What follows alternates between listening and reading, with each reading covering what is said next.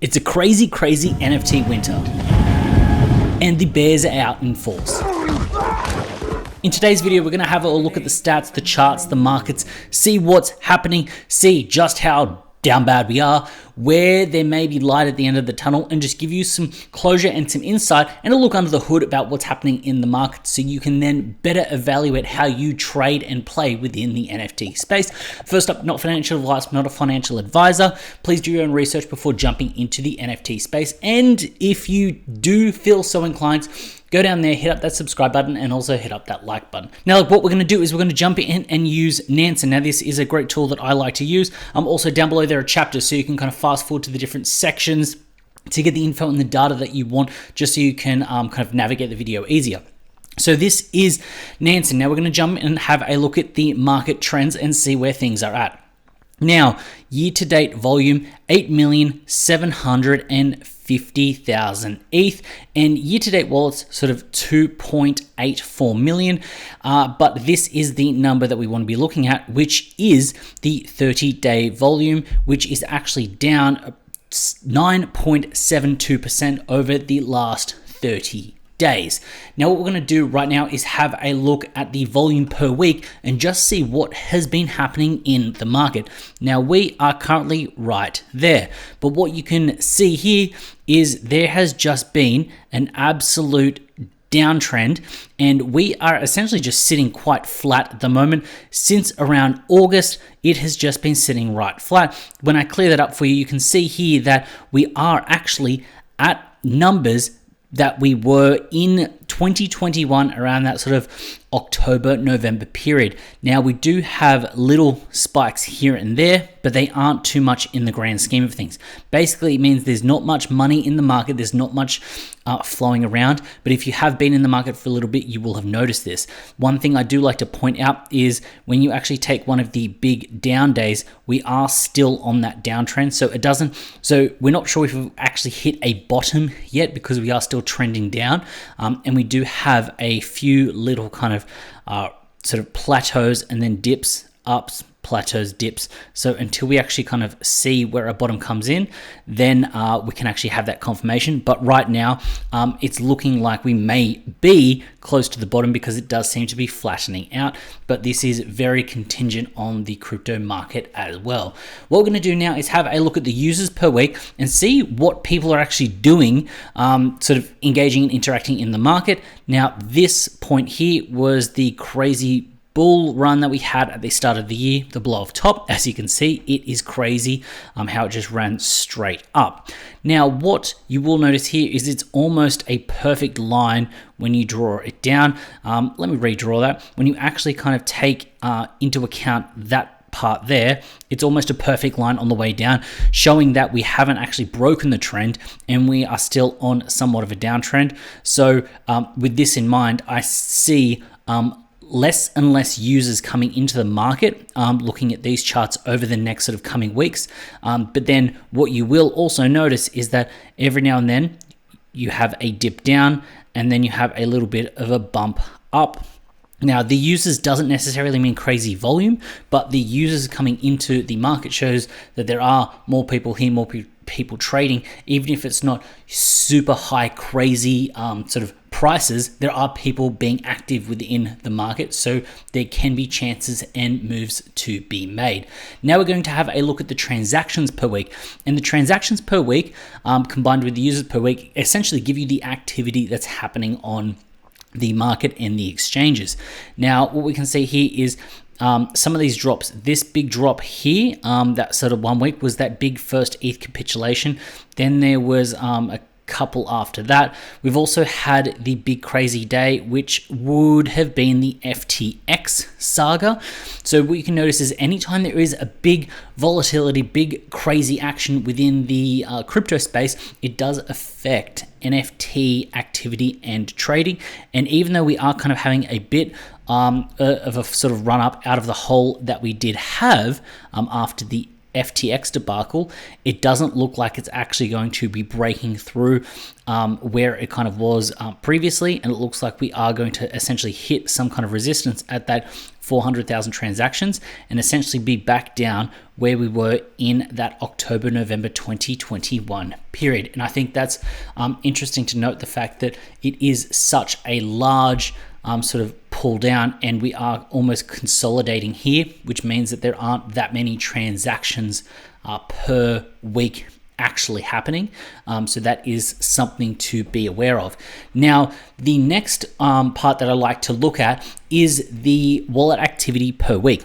Now, the wallet activity per week is an indicator of the people that are actually kind of on the markets trading, doing some things. Now, what happens with wallet activity per week is you end up having a sizable amount of people actively kind of trading, minting, but this almost comes down to the amount of people that are doing free mints, because free mints are quite big. They are quite sizable when it comes to the NFT space. So you do have a sizable amount of people actually in here sort of trading, buying, minting, selling, doing that. But because we're kind of dealing with the 0.001s and essentially free, you end up with lots of activity that essentially rivals what we kind of had at the sort of mid-January, but we're just not getting the amount of volume and the actual hype and hysteria that we get. So, but then also another flow-on effect with wallet activity is lots of people do create multiple wallets for these free mints. So there is a discrepancy when we get there. When we have a look at all the buyers per day that are actually in the market trading, it's split up into two different groups. Now you can see the blue being returning buyers and this pink being the first-time buyers. First-time buyers, we have had major spikes before, which has had a bit of action in the market. But overall, right now, we are hitting essentially lows that we had seen before when we have a look at where the first-time buyers are. And then even the returning buyers, we are seeing some lows, and this essentially be the support of about 30,000 buyers per day. But it's still a lot lower from its kind of average, which would be around that 50. So you're saying we're almost got 50% less active buyers per day in the market trading, buying, selling, and this does fluctuate up and down. And when I actually jump out of the drawing tool, you can actually see day by day, it does fluctuate quite rapidly and quite crazily. But the idea that I like to pull out of this chart and what I like to kind of illustrate is the fact that we are kind of starting to get a box of sort of activity between that 30 and 40K instead of sitting between that sort of 50 and 60K. And when you think about that, half the amount of people buying, selling, trading does kind of ease off of what's actually happening in the market, the activity, the trading, all that kind of stuff. It doesn't mean that there aren't any exciting moves in place to be had, but it does mean that it mean that it makes it a little bit harder to identify them because they are kind of niched down and very segmented when it comes to what's happening. Now, the NFT indexes, and an index, imagine something like the S&P 500, it's basically a group of different NFTs and they're based together. Now, the NFT 500 is essentially the top 500 projects. Over the year to date, it is down 31%. Now, that does not mean that it's down 31% from its all-time highs. You can see here that at one point it was up essentially 70% from where it started year to date, and then it has actually come down. But year to date being the start of January, it is down 30%. Now, because it's down 30%, should give you an idea and a baseline of what the overall kind of market is doing. When you have a look at blue chips, so blue chips are down 18%, so it shows you that blue chips is a better place to put your money. But one thing that I want to point out here is that with blue chips, once we essentially got into the end, the start of September, blue chips, apart from this little kind of blip here, they were essentially under the entry price, so you were essentially underwater if you're in blue chips at that point in time. Now, when we have a look at the gaming sector, what we can see here is that games are down 76%, and essentially it has just been a free-for-all, a free fall when it comes to the start of the year, and it's just straight down. Now, one thing that I find interesting, and I keep pointing this out when I speak to on Twitter Spaces, when I speak to people, art at the moment is a very good hedge when it comes down to the market. Now look, this does not mean that every single art project will pop off, but when you actually have a look at the index, it is sitting quite flat as opposed to the gaming, as opposed to other sort of sectors within the space. And the reasoning that I do think we are having these pop-offs is Art Blocks is still running hot, still running great, and there are some great art projects that do pop off. Now, my thesis when it comes down to art is that with art, there is no utility, there is no roadmap, there's nothing crazy. Art is about the collectability of the art and the heritage of the artist, and the fact that there is nothing else in there. People aren't speculating on the art for anything else apart from the collectible nature of it, so they're more likely to hold said piece a little bit longer, and I feel like that can add some upwards pressure to the space. I also think that the price, especially when it comes to art blocks, it isn't the kind of entry points at a 0.01 or a 0.05. They do go into that sort of 0.2, 0.5, 1 ETH, 2 ETH marks. So people that need to deploy that capital are most likely more stable when it comes down to their holding practices, which then gives you a chance to actually run this up, run this through, and actually get to some of these numbers. So art, when I'm looking at the trends, actually looks like it does have a little bit of a run up.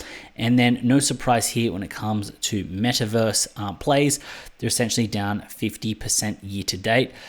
But as you can see, if you did know how to run it, especially in the build up and the lead up to the other side, it ran up stupid crazy, stupid high, and you were able to essentially get, and this is with an index, essentially get up a 300, over a 300% on the actual kind of that section itself. And I think that's very important. The fact is, you don't have to just be in one and hold one crazily. You can move in and out, and looking at these trends, this can give you an idea of that you can move in and out of something. The idea is that if you had some money in some art, you could have held flat. If you entered and exited in metaverse place, it could have ran and had that pop off.